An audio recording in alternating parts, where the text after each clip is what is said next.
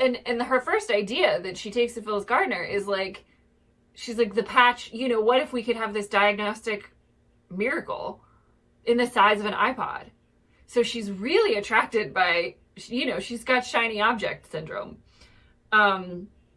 She sees it and she's like, ooh, that's what pretty. If unicorns were real? Like, yeah. Wouldn't that be cool?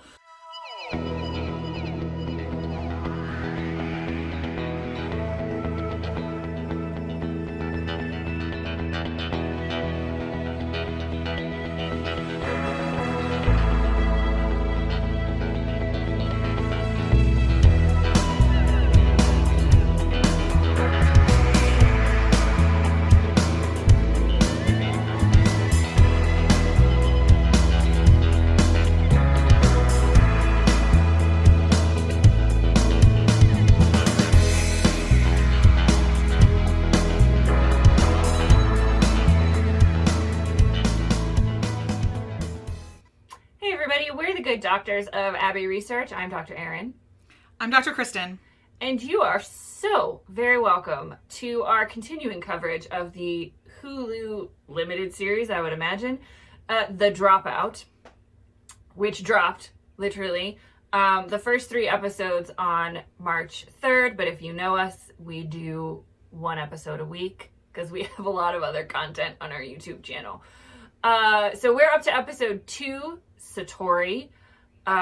Which is, this is fun. This is a fun episode. We pick up pretty much where we left off with Elizabeth. It's 2006 and they're developing a prototype for her blood testing machine. She has hired, I don't even know his name in real life, but Stephen Fry as one of her chemists. I was so excited to see him. So they're working, she gets a lot of people around her. She's got Rakesh, who was her TA at Stanford. She's got this dude, Edmund, who's also, knows the science. And so she's got people that know the science of this, or at least the tech of how it should work. And it's her job to bring in the money. So she really, she believes all of her own hype. Yeah. And she doesn't have anything to back it up. And she doesn't think she has to play by the same rules, which is what we talked about in the first episode when she had her altercation with Phyllis Gardner. So she goes out and we get this montage of her going to all of these venture capitalists in Palo Alto, in Silicon Valley, trying to get them to invest in her company. But she doesn't have a working prototype. And so people aren't going to give her the money. And she identifies this interesting, difficult kind of catch-22 that she's in, where she can't get investors without a pharmaceutical company backing her, but she can't get a pharmaceutical company to back her without a working prototype, without money to make the working prototype. So she knows she needs to get to a working prototype. She needs money to get there. She can't get the money without the prototype. She can't get the pharmaceuticals without the money. So it is a precarious position to be in, but because she's on this accelerated timeline that no one put her on but herself. I would assume Steve Jobs was in that relatively similar position as well. But it took a while to get a prototype ready. Well, and one of the things that was easy for him is that he didn't have to pay somebody to do the tech because he could do the tech. Right. So, she's a wasted paycheck right now. She is, yeah. She is sort of the idea person, but she doesn't know how to make the idea happen. And we talked about this a little bit in the first episode, but science is slow, and she doesn't do slow. She has convinced herself that she needs to be a billionaire as a college dropout. So she, is desperate at this stage to get somebody to give her money. She goes to this man named Don Lucas, who is a very southwestern man living in Palo Alto. He's an old-fashioned cowboy by the art in his office. And she eventually gets him to invest.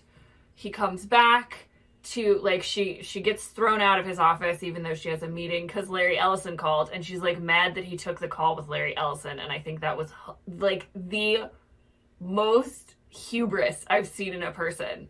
She was like, he's got something better to do than have an appointment? I was like, yeah, Larry Ellison called. Who are you? You're some, like, college kid in ill-fitting professional clothes. Yeah, you probably bought at Filene's basement. Like, I need you to calm down. Yeah. I need you to calm down. Filene's basement. Appropriate reference. I would love a scene of her shopping in Filene's basement. But, you know, Don Lucas shows up at the site where Theranos is, the Theranos offices, and they don't have a working prototype, but she manages to sell him with some fancy words to invest. So then he tells her that, you know, she has to get Larry Ellison on board. He makes the connection with Larry Ellison. And Larry Ellison is the first person to kind of give her the impression that she can lie about not having things ready.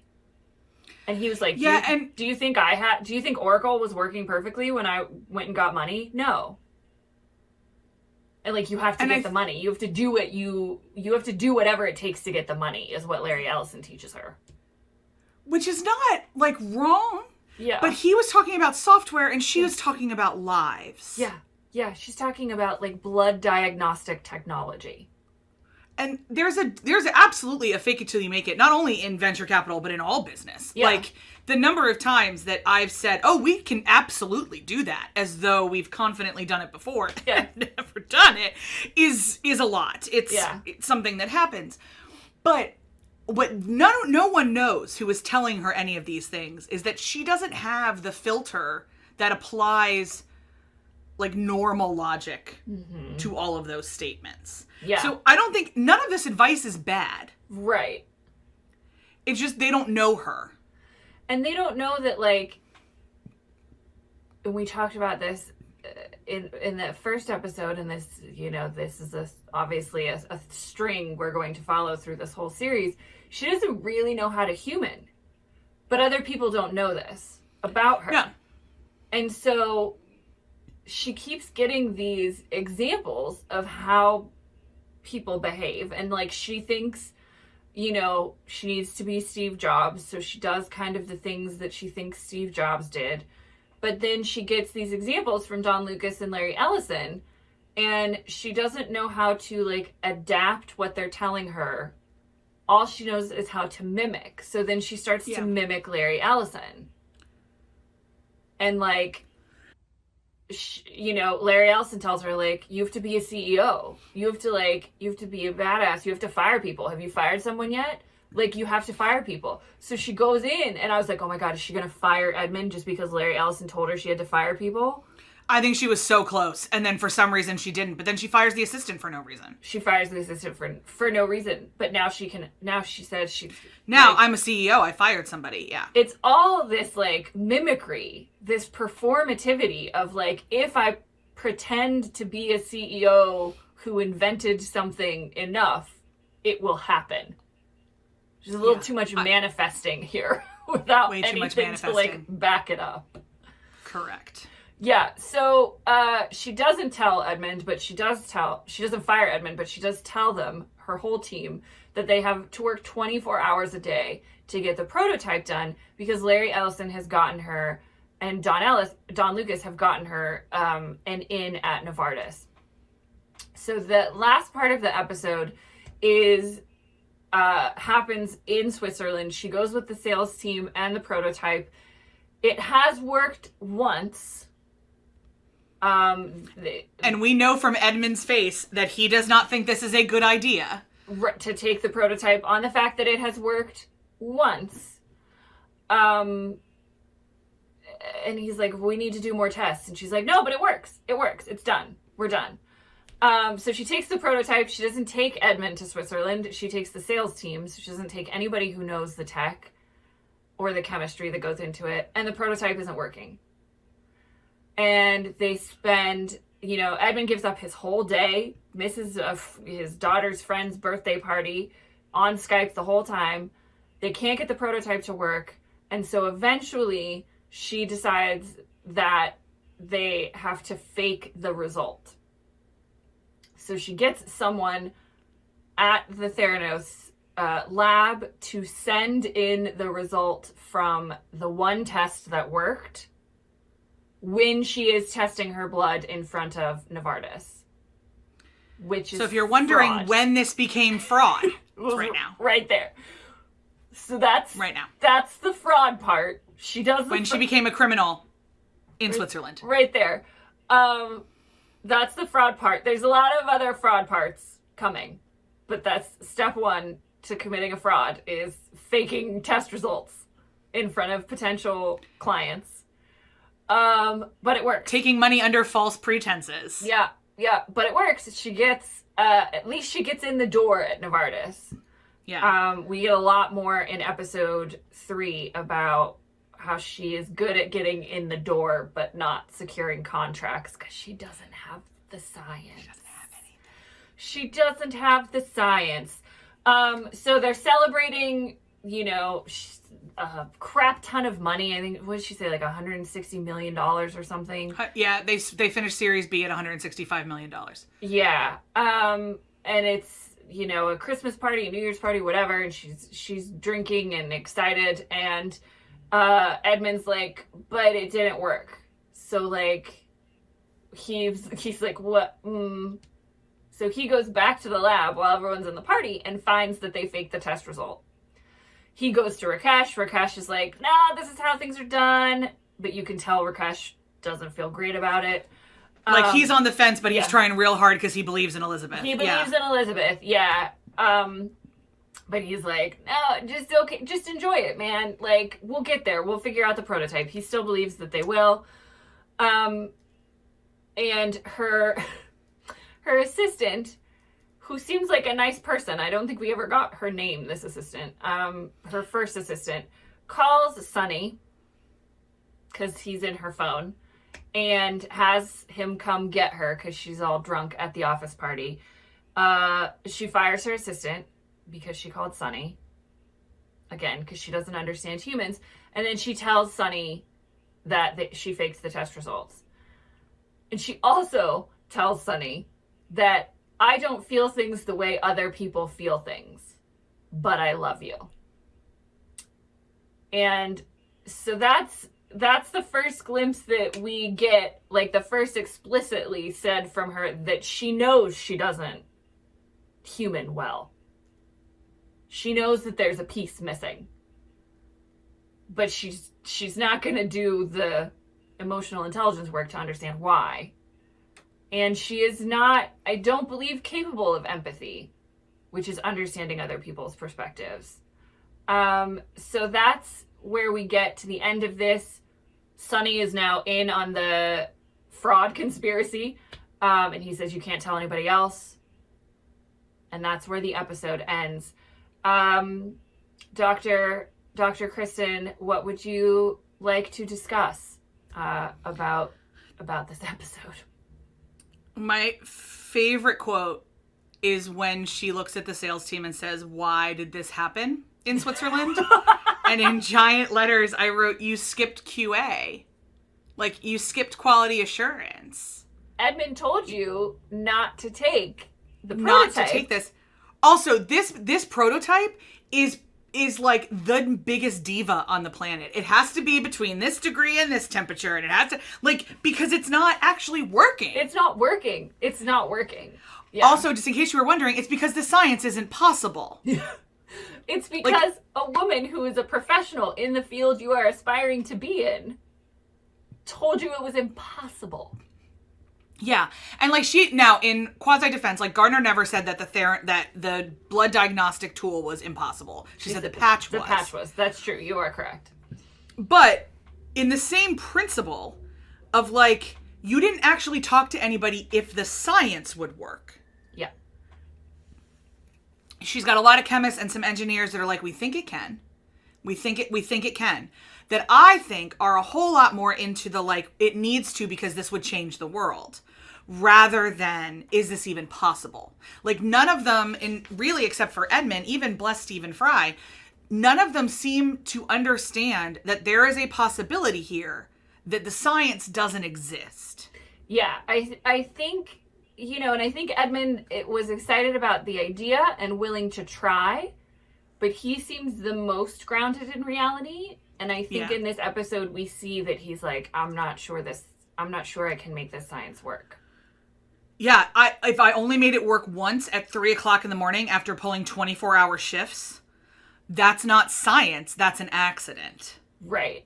And like, you have to do the work because science is trying. And science is replicatable. Yeah, you have to be able to replicate it. And he's like, but we can't replicate it. And she's like, no, we're going to go to Novartis. And he's like, but we have to do more trials. We have to get more data. And she is just, like, I think for me, that's one of the things that, like, parts of her can make sense to me, or I feel like I can empathetically understand parts of her. The part of her that was in such a blessed hurry is one of the ones I struggle with. Oh, and see, that's the one that makes sense to me. I'm like, why did it have to be now? Why did it have to be immediately? Because she is one of the lessons that she took is that women have to be perfect. So it all has to happen quickly so that it's like she has to keep tap dancing so none of them can see she's tap dancing on air. If you just keep moving fast, no one can notice there's a problem. I guess. Yeah, I guess. And then also, I mean, I would imagine there's tremendous pressure from her parents to get a return on their investment for her dropping out of Stanford. So, and I'm sure, I don't know the ages at which Gates and Ellison and Zuck hit billion and million, but I'm sure she does. Yeah. And so my guess is that she's got to get there before 30. Yeah, and they tell us in the beginning of episode 1 that she's the youngest self-made billionaire. Yeah, and that's like, so yeah, she has an urgency. Yeah. That is both, I think, external and internal. Yeah. But she has to keep the speed moving faster because innately, all con men know that if you give anyone a minute to think, I mean, that's why they'll see the cracks in they'll see behind the curtain. Yeah. So she is the Wizard of Oz. Yeah. She has to dazzle them and make it go fast. Yeah. That's a good point. I hadn't quite gotten there yet. I just think because I do things so methodically. Like my brain, yeah, and this like, we are just... like if we have like your strengths profile, my strengths profile, and Elizabeth Holmes' strengths profile, I probably match hers more than you do. Oh, you for sure do. You for sure do. You just you have access to your emotions, and I use my powers for good and not evil. I mean, yes, but also I think one of the reasons why she is using her powers, she thinks she's using them for good, but she can justify this kind of fraud and manipulation is because she really does struggle to access her own emotions, to understand her own emotions, to understand what it means to be a human being. And I mean, this goes all the way back to what Phyllis Gardner told her from the outset. She was like, if you think people want to be diagnosed by a patch, you haven't met a sick person. So what she was telling her was, you don't understand humans. I mean, do I think if I was a cancer patient, that I would love the idea of just one drop of blood? Oh my God, she at least nailed that bit. Yeah. She got the human bit of it. Great job, girl. Here's the problem. You didn't get the science bit yet. Yeah. And spoiler alert for anyone who hasn't read the book or done anything that we've done, the science doesn't exist. Mm. Like, it's not possible. Yeah. You go from needing, you cannot go from needing, I don't know how, like, in histology, like, there's a finite amount of blood you need. Histology is the science of diagnostic through blood. Yeah.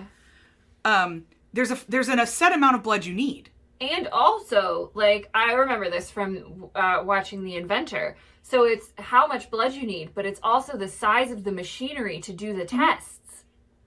So yeah.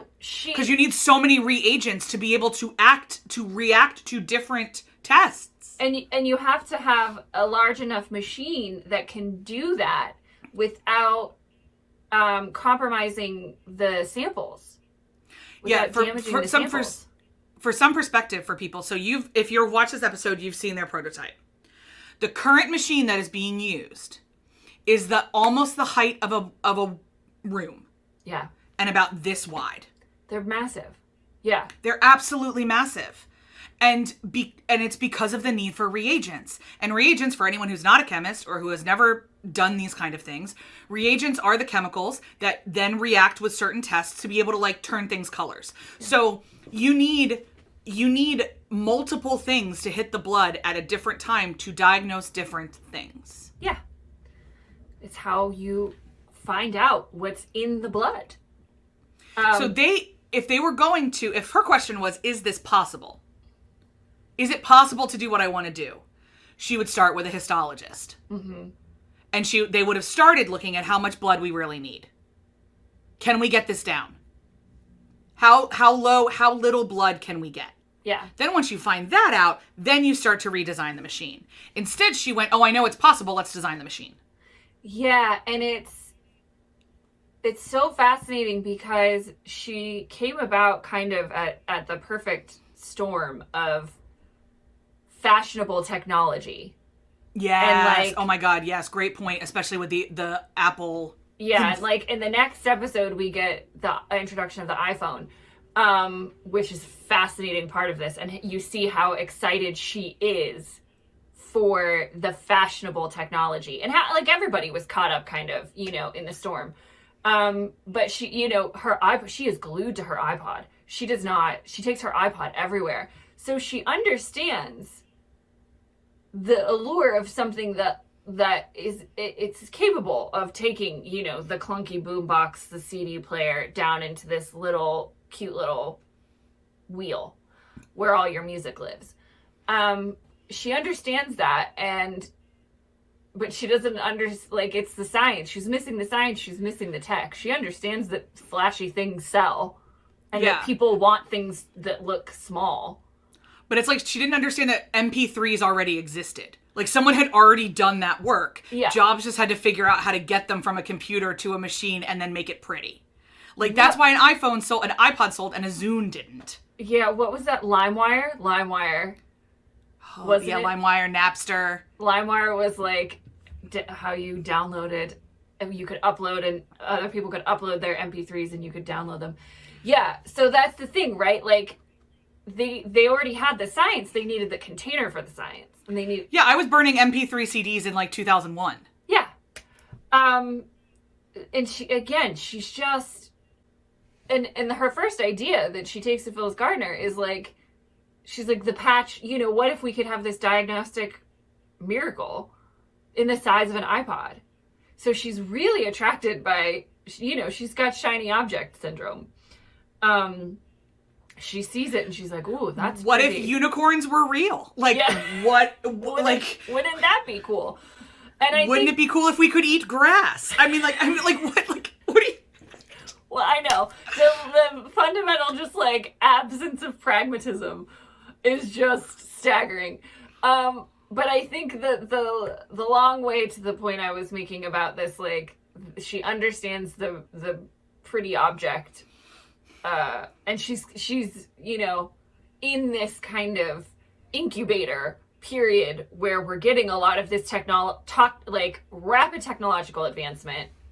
She wants to be, in on the ground floor running. But my big picture thought from this episode was like, what kind of damage did we do by continuously repeating these stories where we romanticize the inventor? And like the documentary The Inventor like really breaks this down, like sociologically, how we have romanticized the inventor like way before this. Edison, Copernicus, Galileo, Tesla. Like, we've done it. We always do this with inventors. So that wasn't new. But we had so many changing the way we see the world so dramatically all around the same time. Like, we had IBM, Apple, Google, Yahoo, Oracle, Facebook, YouTube. Like, all of these start to come in this time period and really accelerate this rapid growth and changing society. And then you put people in the Silicon Valley environment where everybody around you is the next Google or Yahoo or trying to be it. And it's not a great environment for people that don't have an idea that can work. The other thing I want to talk about really briefly is what we learn about Sonny in this episode. We need to talk about Sonny. Which is that he likes being a secret. He does until he doesn't. He does at the start. And everything is about controlling her in some way. Uh-huh.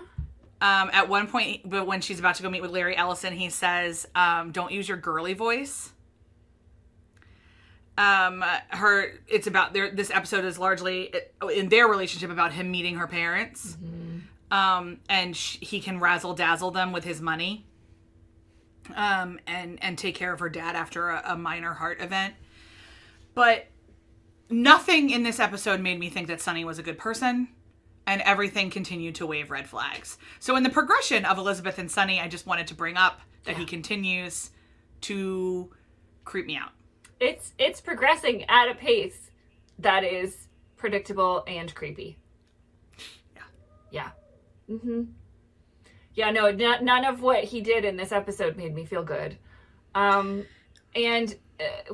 do get insights into him, accurate or not, we don't know. As we're saying, these are fictional portrayals of these real people. But we get insights into, what it was like to be a Pakistani American in a post 9/11 world. It looks like hell. It looks not fun, which we could all imagine. But he is, he's in this position of, he made a bunch of money really quickly early in his life, sold his company, and now he's like kind of unmoored. Yeah, he doesn't know what to do. He doesn't have an anchor. He wants to be important. He wants to be needed, but he doesn't need to make money anymore. He can buy Lamborghinis for the crack, like just for the fun of it.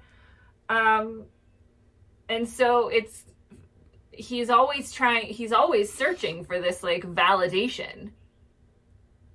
And so I think that's how he can shift from, like, in this episode, he's totally fine with being a secret. And then the next episode, he doesn't want to be a secret anymore because she's getting too important. And she doesn't need him. So it's an interesting, like, we always say this when we talk about people's psychological, emotional baggage. Like, he comes by it honestly, but it doesn't make me feel good. It makes me feel real icky. Yes, I think that's the summary.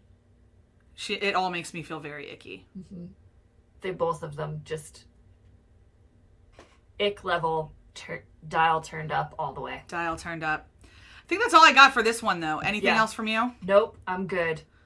All right. Well, pals, if you liked our conversation, make sure to hit the thumbs up on the video, because then YouTube will tell more people about it, and then more people get to have this conversation with us, which we would love to do.